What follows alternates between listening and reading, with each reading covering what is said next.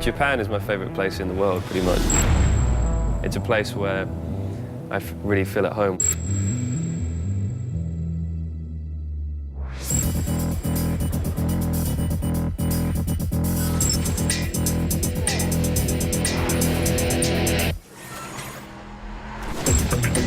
The first time I came to Japan was back in 1995 when I was racing karts. You have the race circuit, the Formula 1 circuit, and right next to that is a go-kart circuit, probably the best go-kart circuit in the world. At that age, it was a bit of a shock.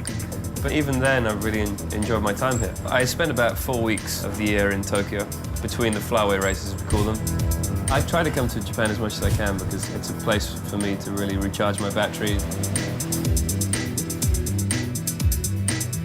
Triathlon is something I really enjoy away from F1. You know, there are a couple of really good parks here for running, and also running around the Emperor's Palace. It's a 5K loop, which is pretty cool. The cycling is probably the most exciting. A lot of drivers get out on the bike. I think it is a sort of a release, get away from the craziness of Formula 1 and use pedal power.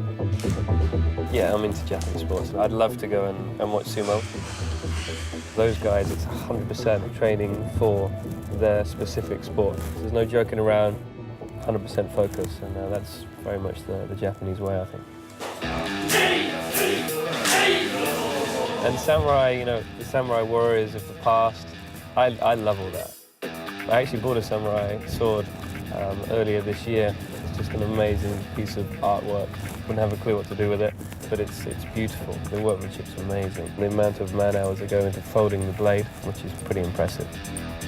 It's very difficult to describe the style of people in Tokyo. You could actually stand on a street and just watch people all day. There are lots of funny hats. They also like their hoodies quite a lot here, and their big shoes. A lot of rings and a lot of bracelets, a lot of necklaces. Not quite like B.A. Baracus, but you know, running some pretty big chains there. The areas I like to shop in Harajuku and Motsando, but we like being on the streets instead of being in a big department store.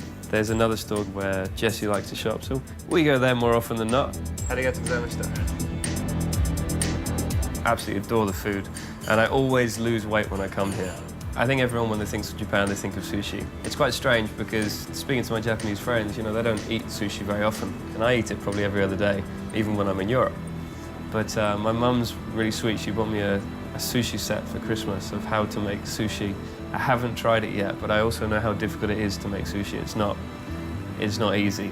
Stopping the rice from sticking to your fingers and everything is so difficult. And you'll see that these guys, they put their hands in cold water a lot to keep their hands cold. And my favorite sushi restaurant, his hands are pretty much blue because he keeps them so cold. Most interesting food I've eaten? Well, I mean, fugu is pretty out there. Blowfish, which can be deadly if it's not cut correctly. Fish sperm. I took a picture of it and tweeted it to see what people thought about it, and everybody knew what it was, which is quite surprising. But it's actually really nice. But you just got to think of it as food, and that's the great thing about Japan. They eat everything from a fish, and you know, it's a great experience trying new things.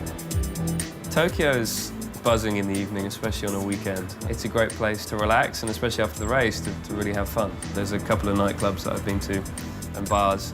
But for me, because I'm with a girl that's Japanese, you know, we go to different areas and different clubs and different bars that are more sort of authentic and more Japanese. So I like that, and I think if you're here, you should be experiencing the culture a little bit more. And you know, the people are so polite and the people are so friendly, and you know, they really welcome you in.